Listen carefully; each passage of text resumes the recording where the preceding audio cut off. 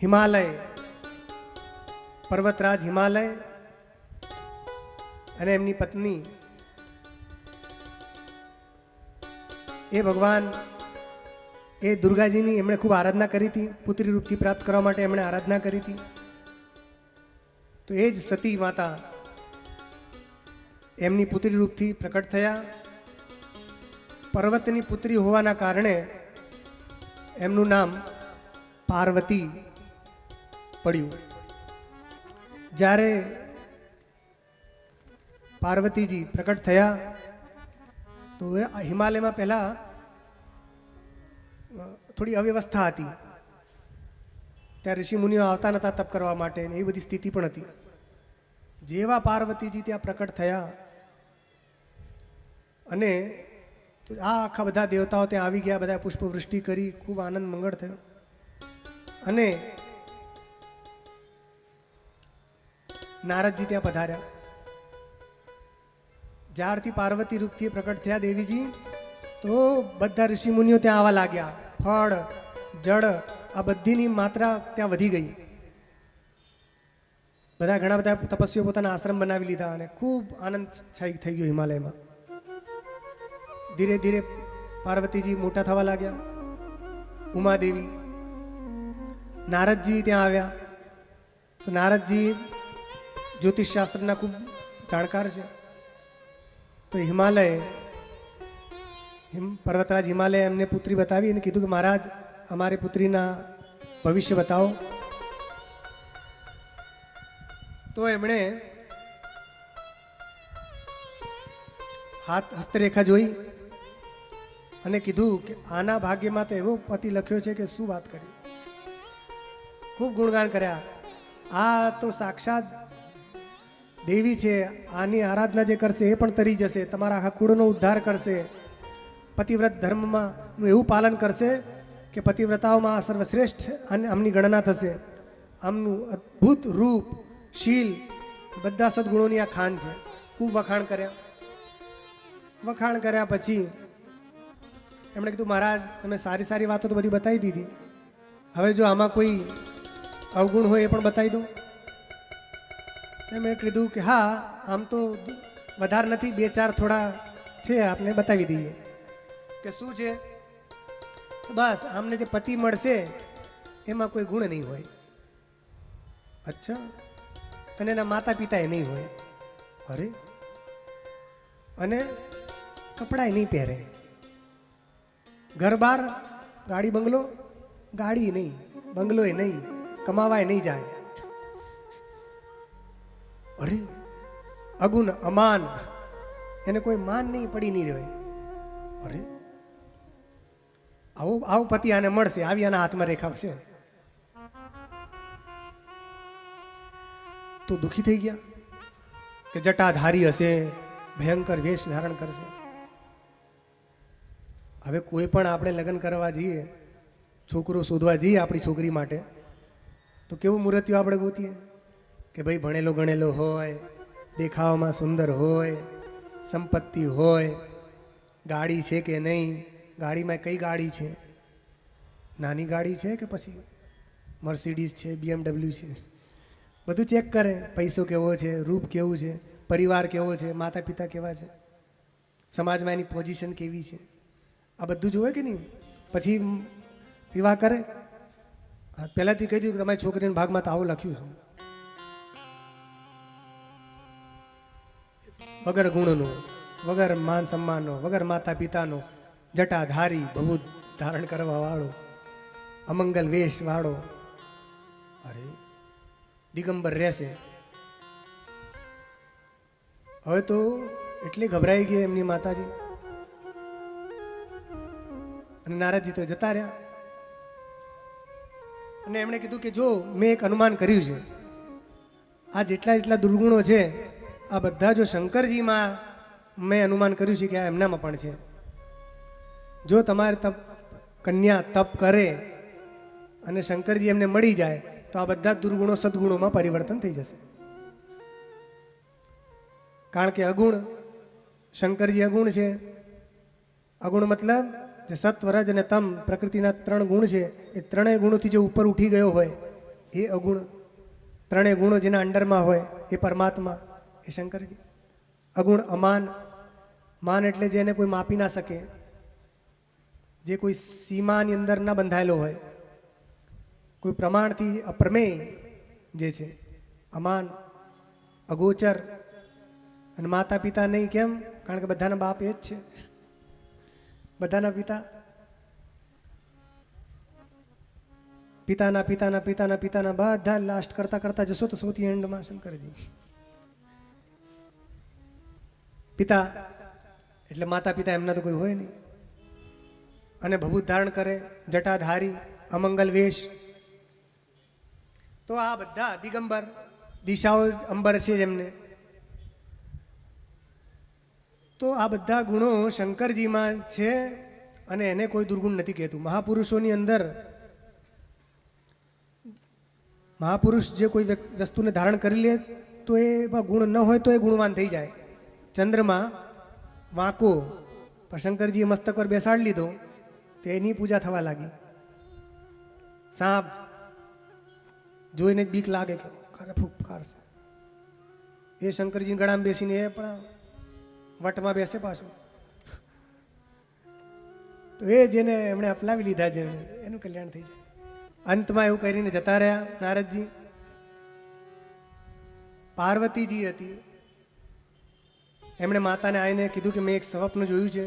સ્વપ્નમાં એક ગૌર બ્રાહ્મણ મને ઉપદેશ કરી રહ્યા હતા કે હે દેવી, હે કન્યે, આપ જાઓ અને તપ કરો, કારણ કે તપ આધાર આખી સૃષ્ટિ છે. તપથી મોટું સંસારમાં કશું નથી. તો એમણે તપ કરવા માટેનું મન બનાવ્યું. માતા પિતાની ઈચ્છા ન હતી છતાં પણ એમણે કીધું વાત સાચી છે, તપ કરવાથી બધું મળે છે. તો શંકરજીને પતિરૂપથી પ્રાપ્ત કરવા માટે પાર્વતીજીએ તપ પ્રારંભ કર્યો. ઘોર તપ કર્યું. ઘણા વર્ષો સુધી એમણે તપ કર્યું. પાર્વતીજી પહેલા ફળ ખાઈને રહ્યા ઘણા વર્ષો સુધી, પછી પાંદડા ખાઈને રહ્યા, બિલ્વપત્ર ખાઈને રહ્યા ઘણા વર્ષો સુધી, સેંકડો વર્ષો સુધી. પછી પાન ખાવાનું એમણે મૂકી દીધું, પાંદડા છોડી દીધા. તો પાર્વતીજીનું એક નામ અપર્ણા પડી ગયું. ઉની પરિહરે સુખાને સી પરના હું મહિનામ તબ ભયઉ અપર્ણા. ઉમાનું નામ અપર્ણા થઈ ગયું.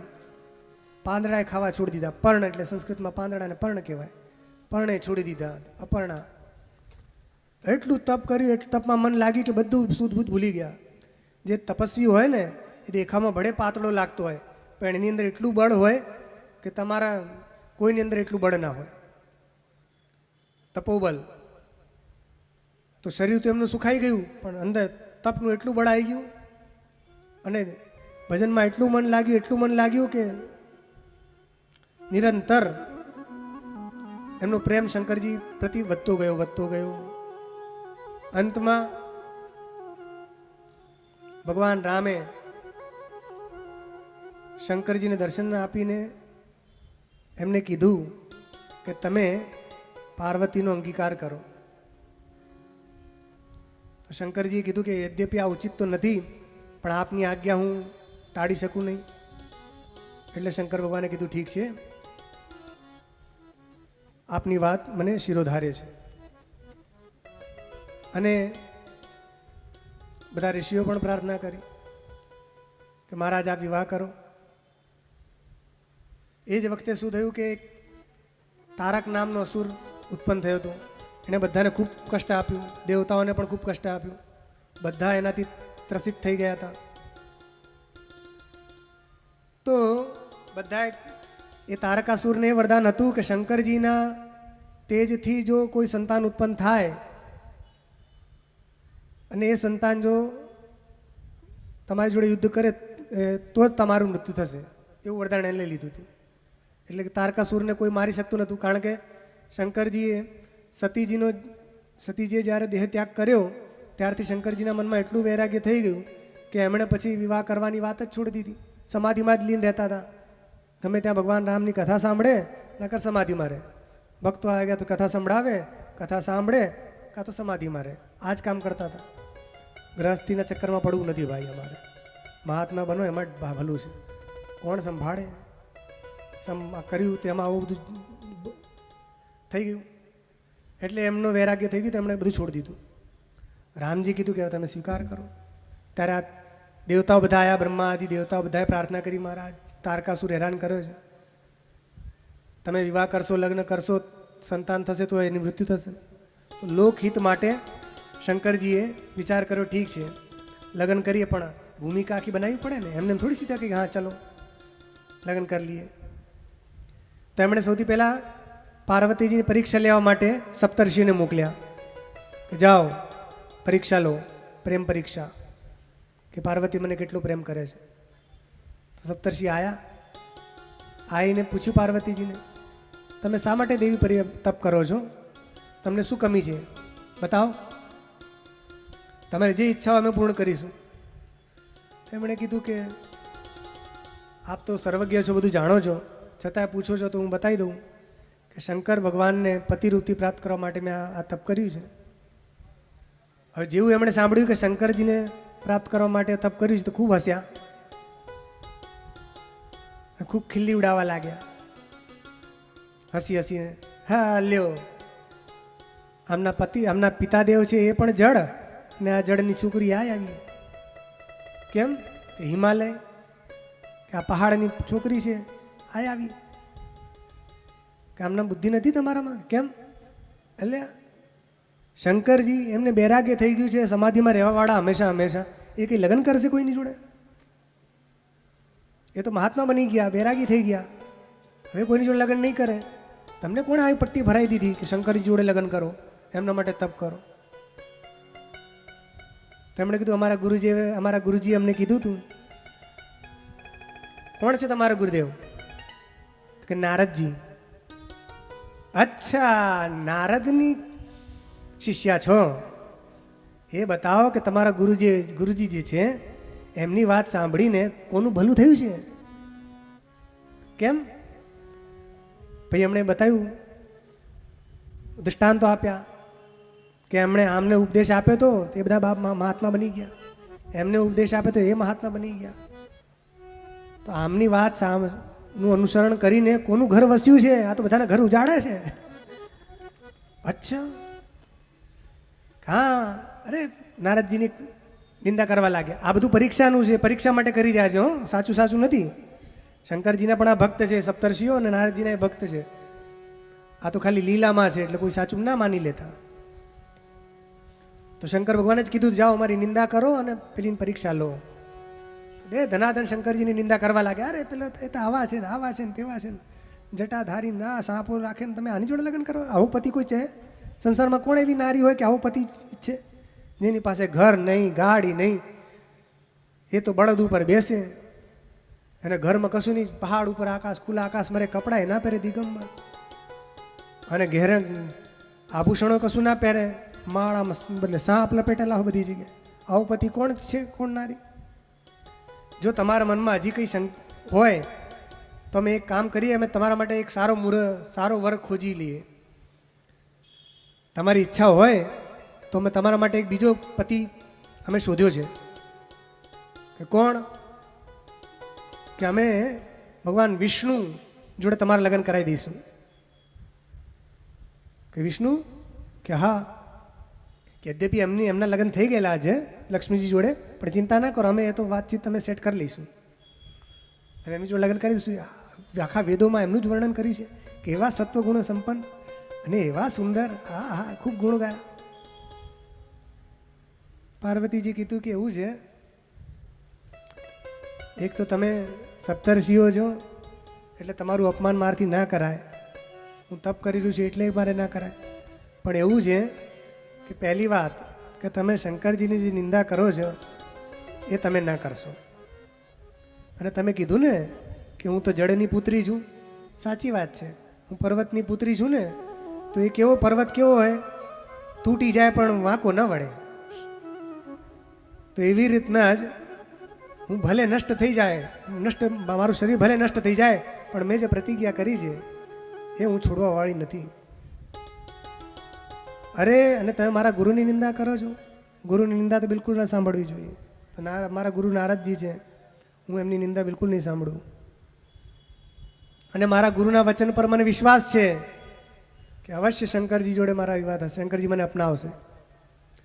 ગુરુ કે બચન પ્રતીતિ ન જેહી, સપને હું સુલભન સુખ સિદ્ધિ તેહી. ગુરુ કે બચન પ્રતીતિ ન જેહી, સપને હું સુગમન સુખ સિદ્ધિ તેહી. જેને ગુરુના વચનોમાં વિશ્વાસ નથી હોતો એને ક્યારે સ્વપ્નમાં પણ સુખ સિદ્ધિ કે કોઈ પ્રકારની શાંતિ મળતી નથી. અને એમણે કીધું નારદ બચનન મેં પરિહરઉં, હું મારા ગુરુદેવ નારદજીના વચનોને નહીં છોડું. કે તમે તો બીજાની વાત છોડો, જો શંકરજી પણ આવીને કહેશે મને આપ કહે સત બાર મહેસુ, શંકરજી પણ આવીને મને 100 વાર કહે કે ભાઈ હું નહીં પરણું તો હું એમની વાત નહીં માનું, કારણ કે મારા ગુરુએ કીધું છે તો મને મારા ગુરુ પર વિશ્વાસ છે. એમણે કીધું જન્મ કોટી લગી રગર હમારી, બરન બરઉ સંભુનત રહું કુંવારી. જન્મો જન્મ સુધી અમારી એક જ રગર છે, એક જ પ્રતિજ્ઞા કીધી છે, લગ્ન કરીશ તો શંકરજી જોડે, બાકી નહીં કરું. બરો સંપૂર્ણ રહું કુંવારી.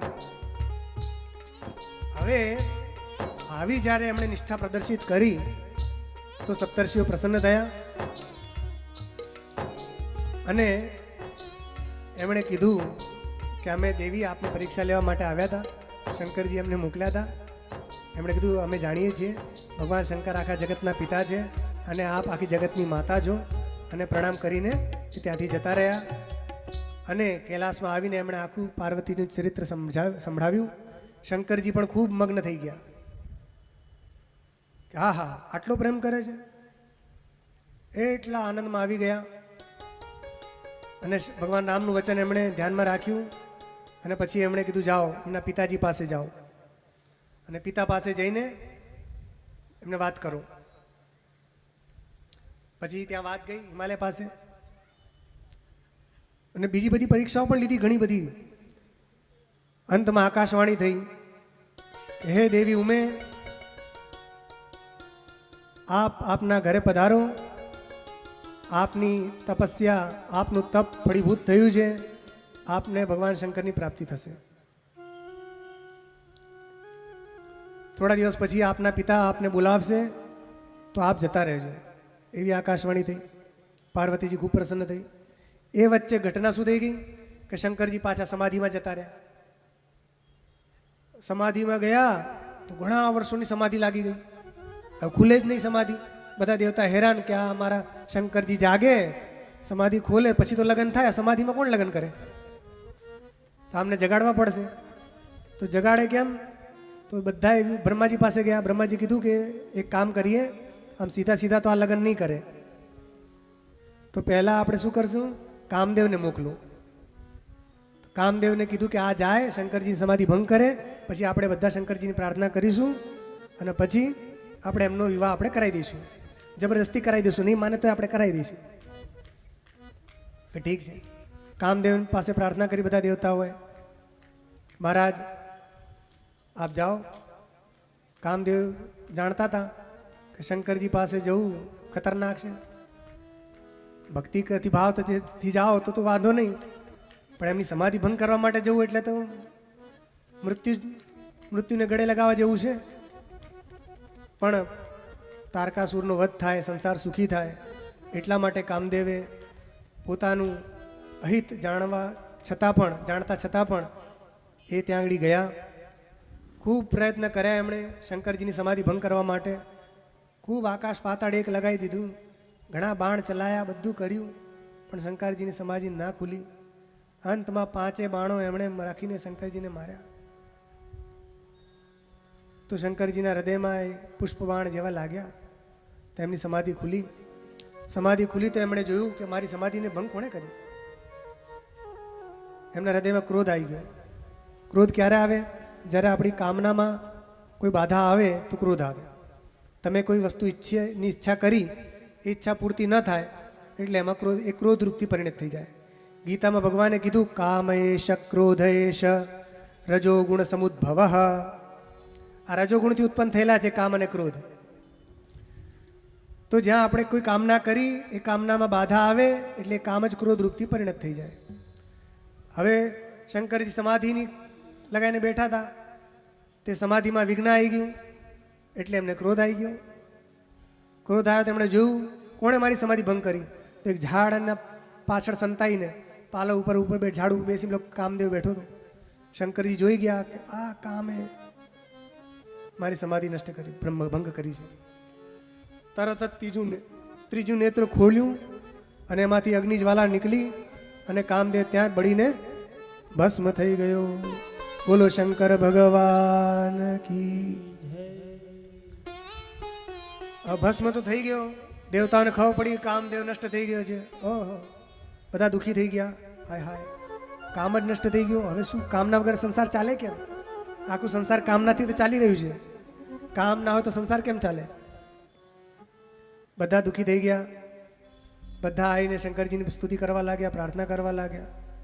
અંતમાં કામદેવની જે પત્ની હતી રતિ, એ આવી, એણે શંકરજીની ખૂબ પ્રાર્થના કરી.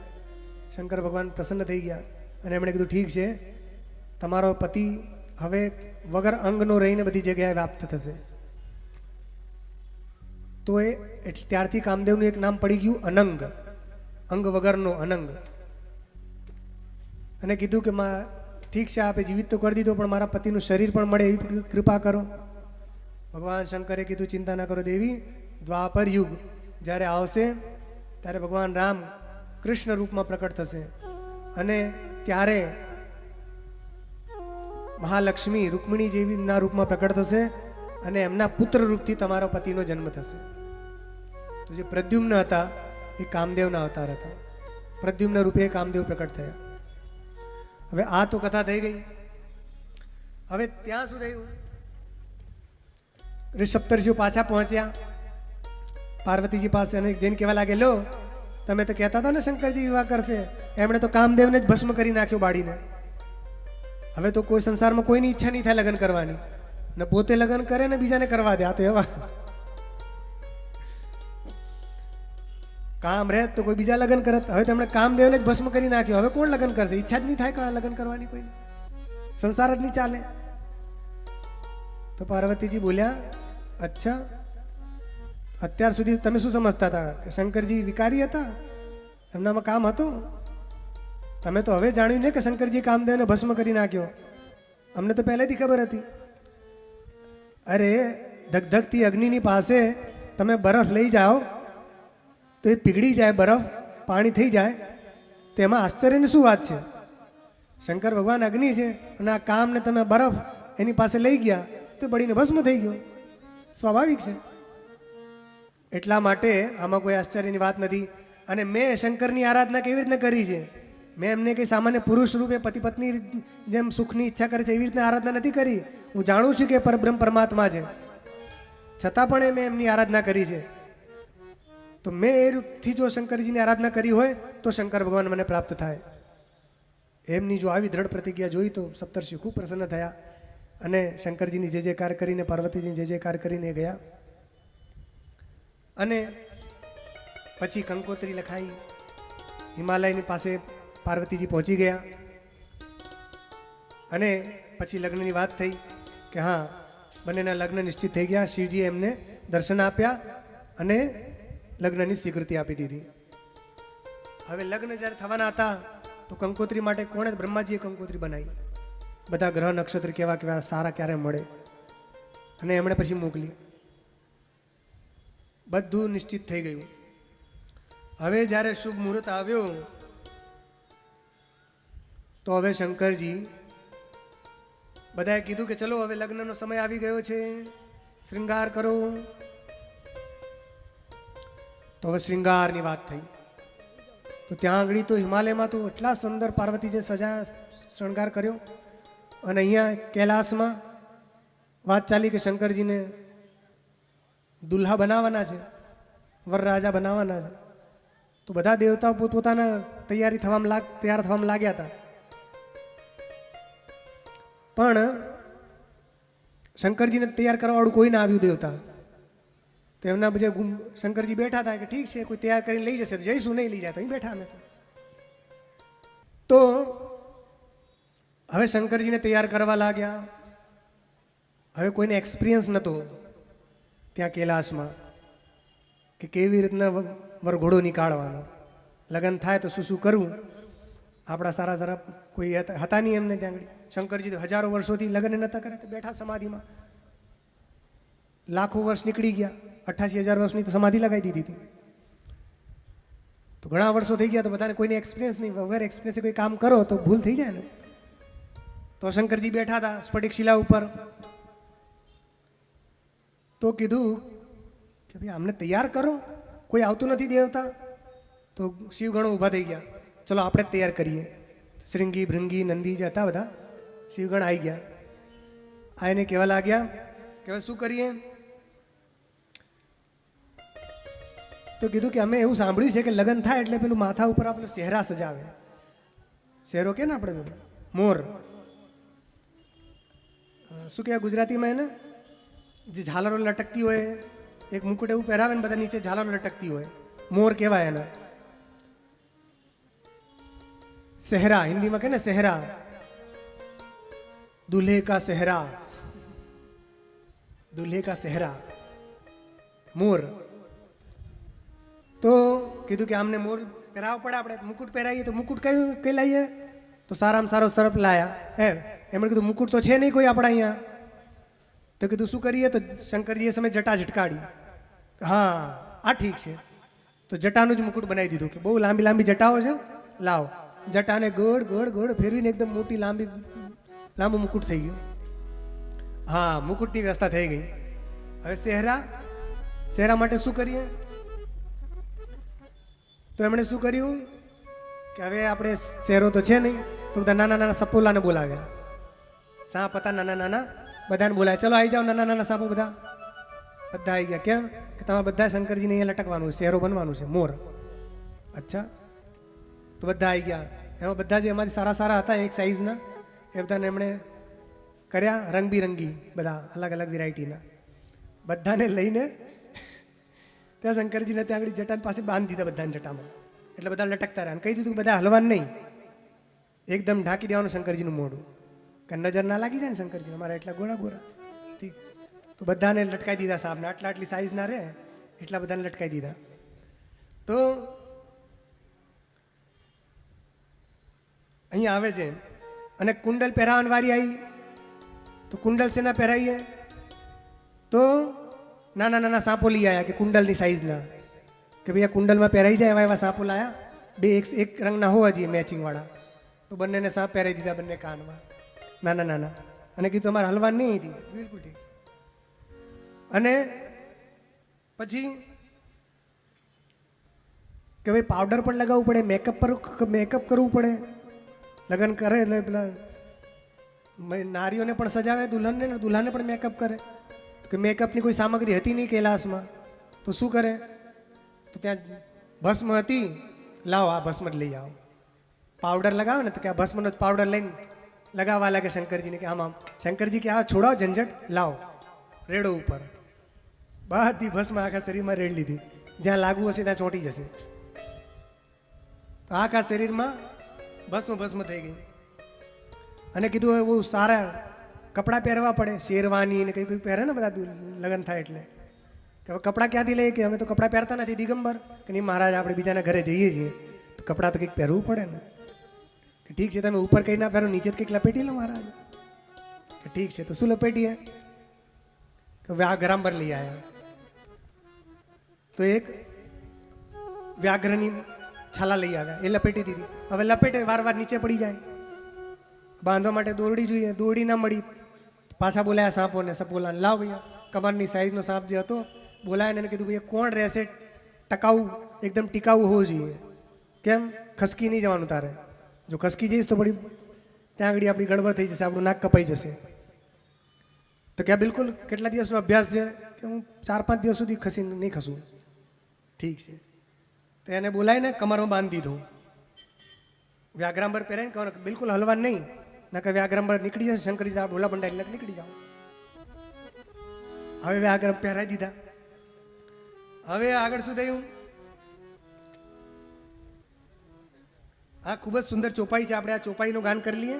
હે ને 4-5 ચોપાઈઓ છે કે શંકરજી જ્યારે શંકરજીનો શૃંગાર થવા લાગ્યો તો શું શું થવા લાગ્યું? તો કહે છે શિવ હિ શંભુગન કરઈ શ્રૃંગારા શિવ હિ શંભુગન જટા મુકુટ અહી મોર સવારા જટા મુકુટ અહી कुंडल कंकन पहरे ब्याला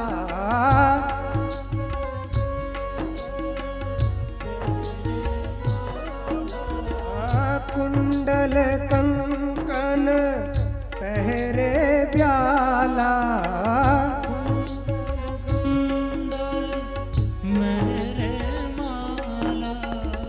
तन विभूति पट के हरि छाला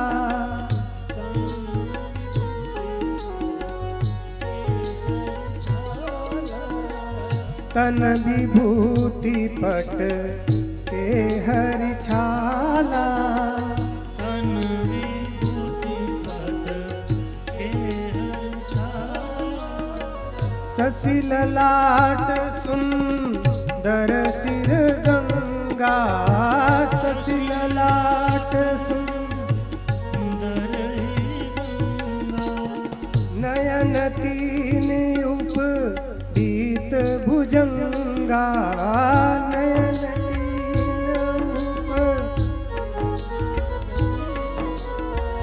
गरल कंठ उर नर सिर माला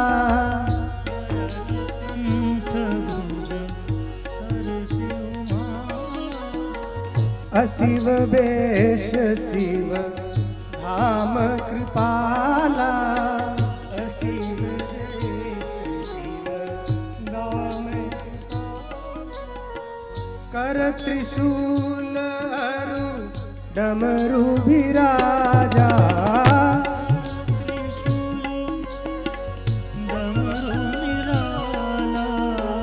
कर त्रिशूल अरु डमरु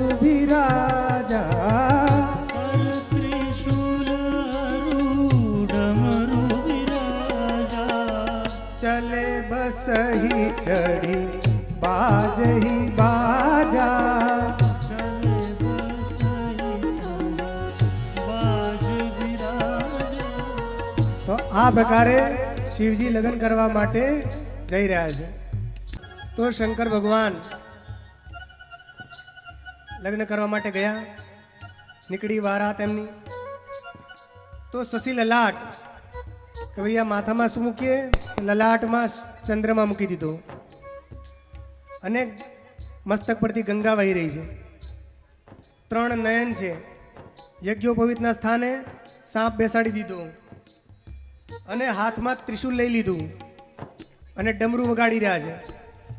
પછી કે વરરાજાને લેવા માટે કઈ ગાડી લાવ સારામાં સારી? તો ગાડી લઈ આવ્યા બળદ વૃષભ બસહ એની ઉપર બેસી ગયા શંકર અને પછી કે ચલો લગ્ન કરવા માટે. આવો વેશ બનાવીને બધા શંકરજી પાછળ ગયા અને બધા ભૂત પ્રેત જેટલા બધા એકઠા થઈ ગયા અને બધા શંકરજીનો જય જયકાર કરવા લાગ્યા. બોલો શંકર ભગવાન કી બોલો શંકર ભગવાન કી બોલો શંકર ભગવાન કી. બધા જોર જોરથી શંકરજીનું ગુણગાન ગાવા લાગ્યા અને દેવતાઓની જેટલી પત્નીઓ હતી દેવતાઓ હતા બધા જોઈ શિવજીની બારાત જોઈ એટલે બધા હસવા લાગ્યા કે બારાતમાં કોણ કોણ આવ્યું છે? તો બધા એકથી એક ભયંકર ભયંકર ભૂત પ્રેત પિશાચ બધા આવ્યા હતા. હવે એમને જોઈને બીક લાગે એવા ભયંકર આવ્યા હતા. કેવા કેવા આવ્યા હતા? તો અહીં વર્ણન કર્યું છે કે કૌ મુખહીન વિપુલ મુખ કૌ, કોઈને એકે મોઢું નહીં અને ઘણાને ઘણા બધા મોઢા કોઈને એકે હાથ નહીં, ઘણાને ઘણા બધા હાથ, કોઈને એકે પેટ નહીં, ઘણાને પેટ જ પેટ, કોઈને એક આંખ, ઘણાને બધે આખા શરીરમાં આંખ જ આંખ, કોઈને એક પગ, કોઈને આખા પગ જ પગ, કોઈને એક નાક, ઘણા નાક જ નાક, કોઈને એકે દાંત નહીં, બધાને દાંત જ દાંત આખા શરીરમાં.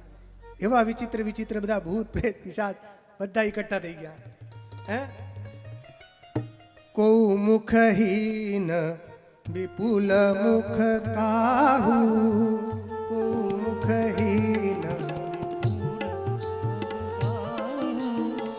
बिनु पद कर को बहु पद बाहु,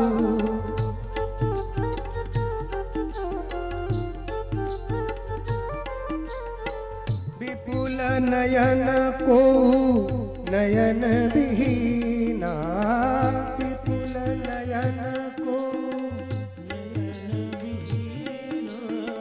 हृष्ट पुष्ट को अतितन छीना,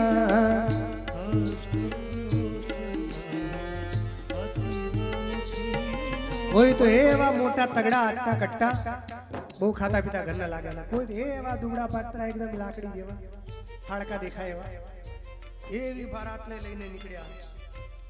તો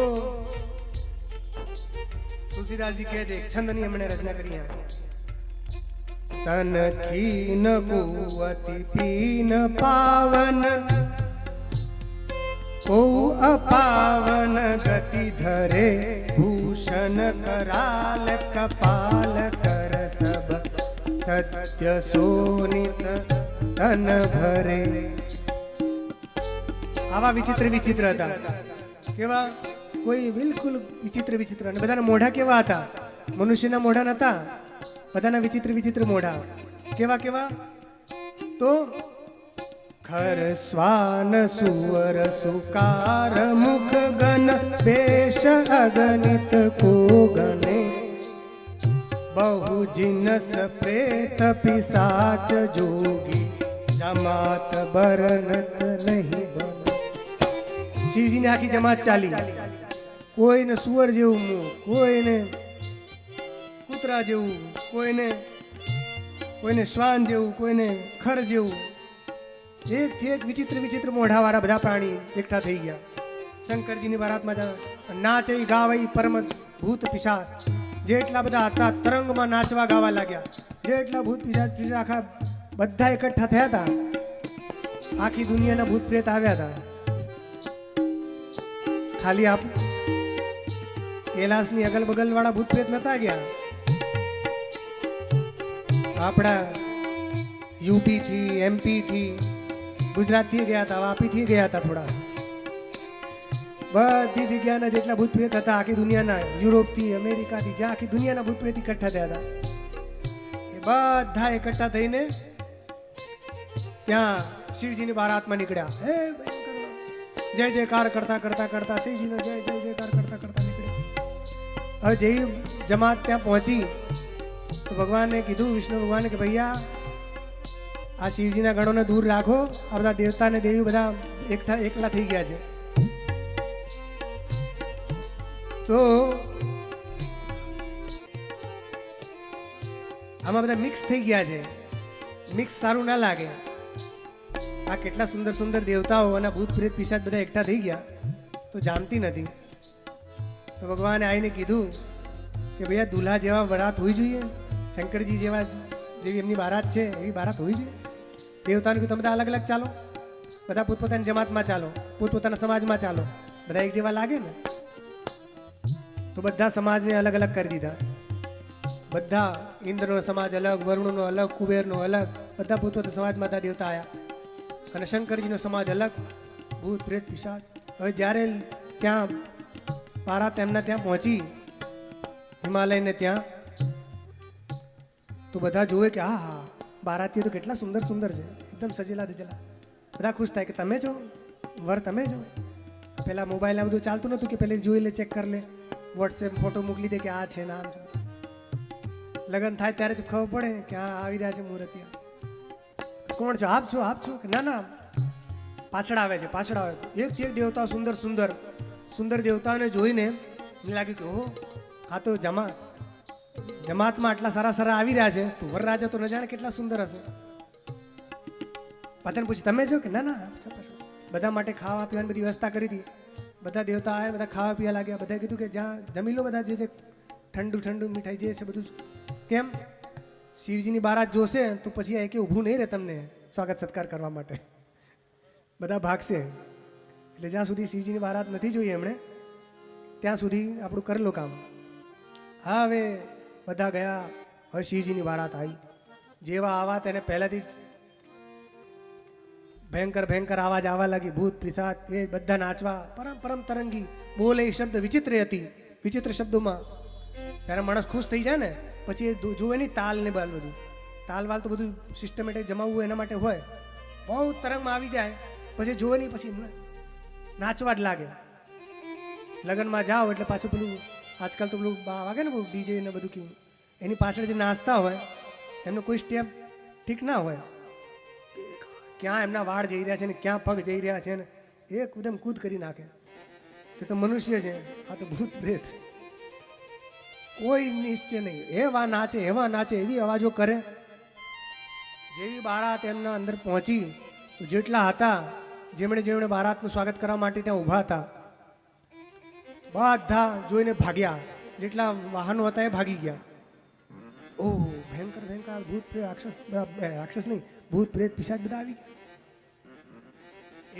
એવા ભાગ્યા જે ઊભા હતા બિચારા કાંપી રહ્યા હતા. જેને ખબર હતી કે આ તો શિવજીની બારાત છે, આમાં તો અવાજ હોય બધા. જેમને અનુભવ નહોતો તો ભાગી ગયા, જેમને સાંભળ્યું હતું એ ઊભા રહ્યા. અને જે છોકરાઓ હતા એવા ભાગ્યા દોટ મૂકીને ઘરે આવ્યા. અને ઘરે આવીને બધાને એવું કીધું કે અરે આ તો લગ્ન માટે જનૈયો નથી આવી રહ્યા, તો આ તો લાગે છે કે યમરાજની કોઈ સેના આવી રહી છે કે જે સેનાને જોઈને જીવિત રહેશે. બહુ બળભાગી હશે.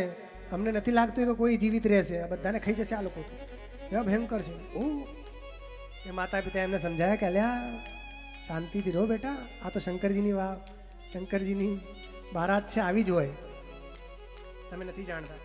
પછી ત્યાં શંકરજી આવ્યા અને પરીક્ષણ બધું કરે ને, બધું લગ્નમાં આવે એટલે તો સાસુમાં અને બધી નારીઓ ઘરની ત્યાં પહોંચી કરવા માટે આરતીનો થાળ લઈને, સોનાની આરતીનો. જેવા વરરાજાને જોયા ભયંકર વેશ, તો ત્યાં એની માતા જે હતી પાર્વતીજીની એ બેભાન થઈ ગઈ.